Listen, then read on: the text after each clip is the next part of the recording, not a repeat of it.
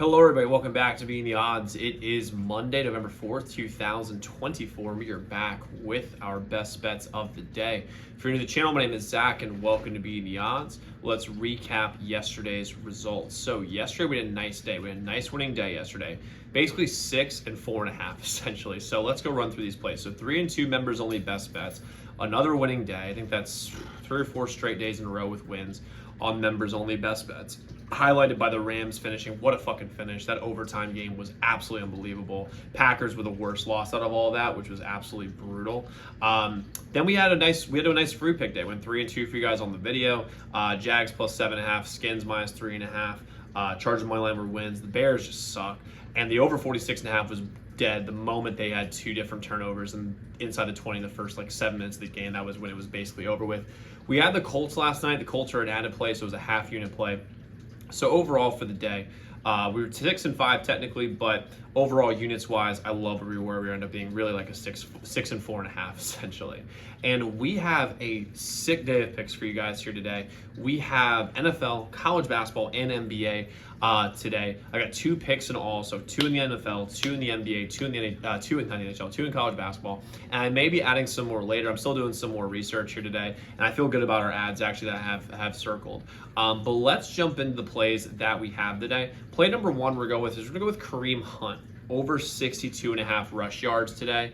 Against the Bucks. The Bucks are in the bottom half of the league on rush defense. They're 19th in rush defense in the league, and they're getting worse and worse and worse. 62.5 is way too low of a number because they're using Kareem Hunt like he is prime Kareem Hunt from 6-7 years ago. He's going to get in this game, I think 18-19 carries. If he gets 18-19 carries, he can average 3.5 yards a carry. Also, game script wise, what Vegas thinks it's going to happen is they think the Chiefs are going to be up the whole time. Now, depending on where you line up on who's going to how the spread's going to line up is completely different. But they think the Chiefs are going to be up the whole time. So game script wise, you would assume that Kareem Hunt's going to get a lot of carries in this game. And on top of that, Tampa Bay, like I said, doesn't have good rush defense. They do have pretty good pass defense. Now their D-backs are getting more healthy. But I think they lean heavy on the run game today. Diop is still getting used to the offense. Rasheed Rice isn't there. Travis Kelce's there, but I think they lean on the run game a lot today. So give me Kareem Hunt over 62.5 rush yards today. Next one with Cade Otton over 4.5 catches in this spot. This is such an easy play. Now it's a little juiced on certain lines like minus 130, minus 140, depending on where you go with it. But I think they're just going to use him a lot. I mean, Baker doesn't have weapons. I mean, Chris Godwin's out for God knows how long. I mean, Mike Evans is out for I think at least another 6-7 weeks. He might be out for even longer than that. And they just don't. And Rachaad White, I don't think is going to be playing all that much. I mean, he's going to be playing, but I don't think he's going to be used too much in the offense. Cade Otton's going to be the only guy he's really going to throw to. Cade Otton's also have really, really good games back to back to back. And I just don't see I think they're just going to force feed the ball. He might get, I think, this game 8, 9, 10 targets. So if that's the case, he should be able to get 5 catches easy. The yard number is a little interesting here because the yards 53.5 is what he has. But for me, I like the 4.5 catch number because I think the Chiefs are really good tacklers, so I don't think there's going to be a lot of yak. And if he does, if you watch how Cade Otton is used in this offense, he's used very much as a stick guy. So stick being 5-yard hitch routes, 4-yard out routes, the guy who's going to get you to the sticks and just literally just stand there, catch the ball, and then he gets tackled, but they get the first down. I think they're going to use Otton a lot in this game. I like him going over this catch number, so I'm going to take it. Cade Otton over 4.5 catches. Next, we're jumping to college basketball. Really fired up this is back. This is one of my favorite sports to watch. I mean, I love college basketball. If it's as far as watching sports, NFL and college football are up here, and then college basketball is above the NBA for sure. And then NHL is higher if I go to a game. But I like college. I'm so happy. I'm so hyped it's back. So and there's a lot of games on today when it comes to college basketball, but we're gonna focus on the games that really have any sort of stakes to them because most of these games are basically a good Power 4 school versus just a high school team. So we're gonna go against the teams. We're gonna go with the teams that actually are Power 4 matchups here. So first off, I'm gonna go with Texas minus 2.5 versus Ohio State. Kaluma, Traymon Mark are coming to Texas from the transfer portal. That's a really, really big deal. On top of that, Ohio State is still a trash-ass team that has not improved at all. The only player they still have a lot of players. The only good player, in my opinion, they have is Bruce Thornton, who's pretty solid.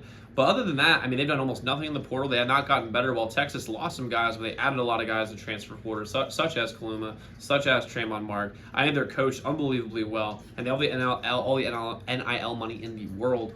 I just like Texas to win this game. The public is all over Texas. I'm going to roll with the public today, at least in this game, so I'm going with Texas minus 2.5. Next, I'm going with A&M minus 4 versus UCF. One thing I think early in the season when it comes to college basketball is the transfer portal matters. You have to have good players, and Texas did that. Texas Longhorns, I mean. A&M didn't really use transfer portal all that much, but they kept their team together. And they were a good team last year. They got some really bad breaks. And when you look at A&M versus UCF, they still have Wade Taylor.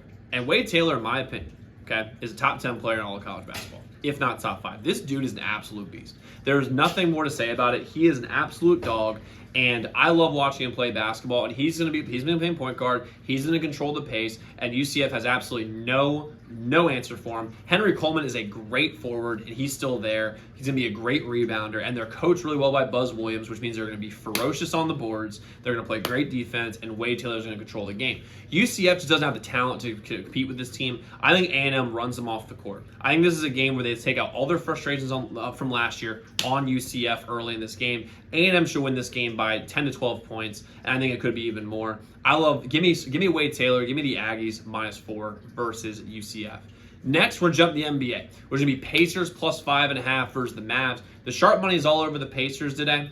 They have the side, and really the sharp money is great, but they have the matchups to be able to bother the Mavericks in a major way. First off, they have some guys who can defend on the perimeter. Now, the thing I'm worried about is whoever Tyrese Halliburton guards, because he's not a great defender. Like he's a good defender, but he's not great.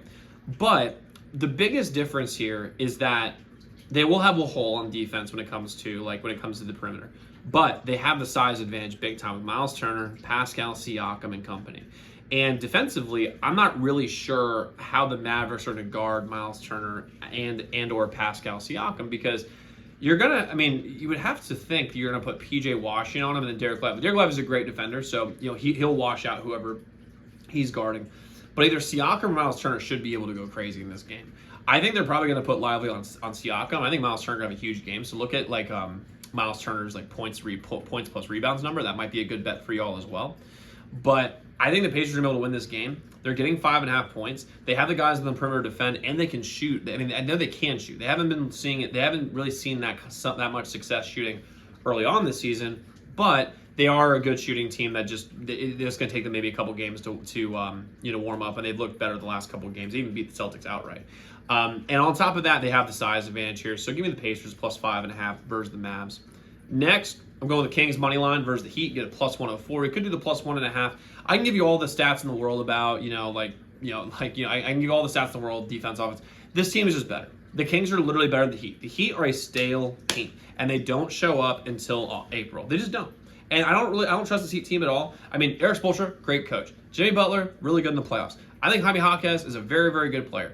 I think that you can go down. Bam Adebayo is a great defensive player.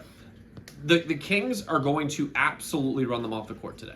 And De'Aaron Fox, they have no answer for. Zero answer for De'Aaron Fox. They have no answer for DeMar DeRozan. DeMar DeRozan has eaten the Heat in the last games, and in the last 5-6 games he's played against them. There's no answer for him. And they have the shooting to be able to spread them out. And if Bam comes over, let's say De'Aaron Fox blows by whoever tries to guard him, probably Kyle Lowry.